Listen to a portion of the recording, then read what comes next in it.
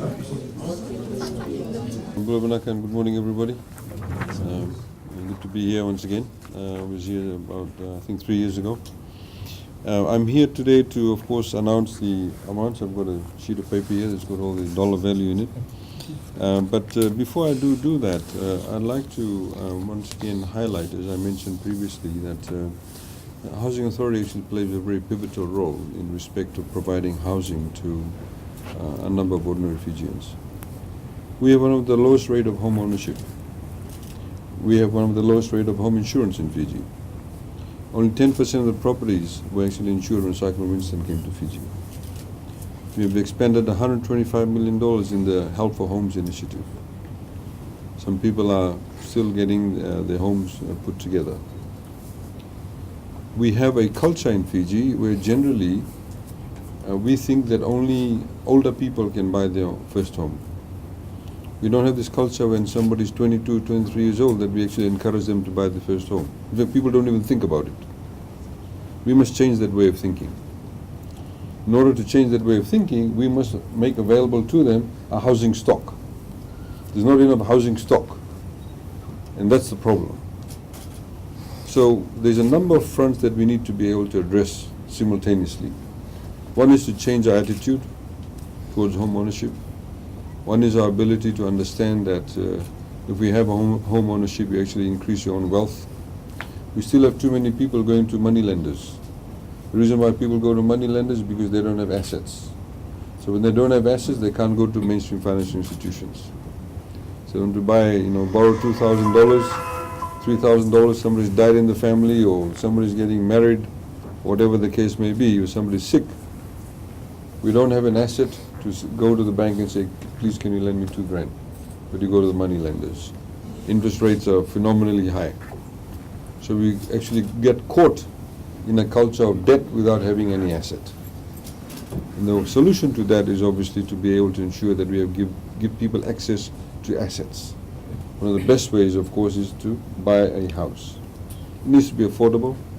It needs to be within a particular range. The other important point that the Chairman highlighted, which I'm glad that they have taken on board, as you've said, we also have this stigma attached to affordable housing. If you see most of the areas that were developed by Housing Authority back in the 70s and 80s, they are seen to be ghettos. Rewanga, some places in Rewai, Nambua, in Tawakumbu, various other places. What that has meant is that those people, even though they bought those homes or those apartments in those areas, their property value never appreciated. In fact, it depreciated. So whenever you buy any asset, it must always appreciate. So for example, if I buy a one-bedroom home and I'm single, say I'm an accounts clerk, or I'm working as a flight attendant, and I buy my first bedroom house.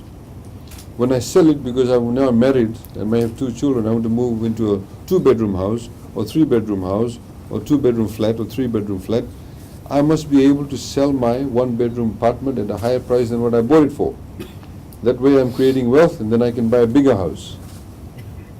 But because we lump everything together, and there's a stigma attached to low-cost housing, what used to be called low-cost housing, we now call it affordable housing, people's assets don't appreciate. So we need to think outside the box. And as I said previously, in countries like Singapore, even though the Housing Development Board is called the Housing Development Board, when they do develop properties, even if they have one building in which there may be various apartments, 2-bedroom, 1-bedroom, 3-bedroom apartments, they're all at different price points. So on one floor you could have somebody who's earning $150,000 who may have an apartment. On the same floor you may have somebody who's earning $20,000 a year who's living in the same apartment. What happens is that the total value of that asset, of that building block, of that suburb, does not decrease in value. So that is the trick, that is the way forward. That's what we need to do. So Housing Authority, you all play a very pivotal role in that. We must all come together in that way of thinking. This is why in Matavoli, one particular section of the development, we've said that FNPF will actually do some strata titling. It's also in FNPF's interest to do that. Because all of you are members of FNPF. And FNPF, as somebody that holds your superannuation, should be investing in those areas to be able to help their own members. So these are some of the things that we need to be able to understand. We need you to be able to deliver. The board needs to deliver that. Your CEO needs to deliver that. The management needs to be deliver that. It's very critical. Today, if you see the recent statistics, 50% of the entire Fijian population is below the age of 27. 70% is below the age of 40. How many of them actually own their own homes? Or even their own apartment? It'll be very low. We have to think about these, some of your kids, your grandkids, we have to think about them. We need to be able to give an asset base to them too. So that's the long-term goal that Housing Authority must have. That's what we must be all focused on. I would like to, of course, thank all of you for your hard work, for your input into developing Housing Authority into being more of a modern organization, and it needs to become even more modern. It's a journey that all of us need to hold our hands together and work towards. We need to, as the chairman highlighted, we need to have integrity within the system. And let me be frank about it. A few years ago, some of you who have been in the system for quite some time, Housing Authority was, the subject of many corrupt dealings previously.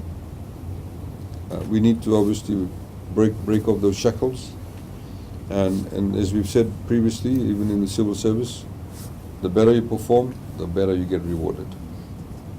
As we've also said, for example, this row of people here sitting in the front, if I took them as an example, this gentleman who's recording me in his phone, if, for example, he comes to work at 9 o'clock, takes 1 hour tea break, starts combing his hair, not much of it, but starts combing his hair, starts combing his hair at 4 o'clock to leave at 4:30, why should he get the same pay rise or bonus as this gentleman here, who may be coming to work half an hour earlier? Maybe more attentive to his work, maybe reading more material, doing his job a lot better. Because if we give everybody the same kind of pay rise or same bonus, then it's a disincentive for him to work hard, it's an incentive for him to continue to be slack. So this is why performance-based assessment is very, very critical. So individuals who perform well need to be differentiated, need to be paid accordingly. So we've of course started with PMS along all the other organizations, state-owned enterprises. The others need to come on board with that too. And it's something that obviously will ultimately benefit everybody. So with that few introductory remarks, I'd like to say that the bonus currently is only being given to non-management staff. For the management staff, it's currently being assessed and needs further review. For the year 2015, 24 staff received a bonus of 7%, 78 staff received a bonus of 6%, and 32 staff received a bonus of 5%. These are all non-management staff. And for 2016, because we are announcing bonuses for both those 2 years, for 2016, 26 staff received a 7% bonus, 57 staff received a 6% bonus, and 63 staff received a 5% bonus. On top of this, 26 staff actually have also received a pay rise of 4% because of the fact that they've been high performers. The total cost, of course, of all this costs a lot of money to give these bonuses, but it's costing about $350,272.02 to be exact for the bonuses, and the pay increment is about $50,092.73 that has been paid out as a result of the bonus and also of the increment. Now, ladies and gentlemen, Housing Authority, like I continuously say, has got a very critical role to play, and all of you are very, very important to the organization, of course. No organization can function without people. It's the bottom line. And no organization can do well without people doing well. And no organization will actually have any longevity or any durability if that organization does not recognize people who are actually performing well. So we must do that. We must have the culture of not just performing well, but a culture of recognizing people who perform. So thank you very much for your work. I'd like to also thank the chairman and his board for their work also. They've been under, difficult times also. I mean, I'd like to once again publicly say people like Umarji Musa here, when they took on board positions, when it was not the in thing to do, these people were banned from traveling to Australia and New Zealand, various other countries, but they continued to perform, and they did it for their country. I'd like to acknowledge all those people who, from the period of 2007 in particular till 2014, who took on board positions when people did not want to, and they did it because they did it for their country, because they did it because they wanted to help the country, at a lot of personal cost to them. And many people who actually sit on boards today too, in many other organizations, don't even take board fees. And I want to publicly acknowledge those people for their hard work. So, ladies and gentlemen, thank you very much for your work, and please enjoy a bonus. Don't spend it with, spend it wisely, I should say. Thank you very much. Vinaka. Thanks.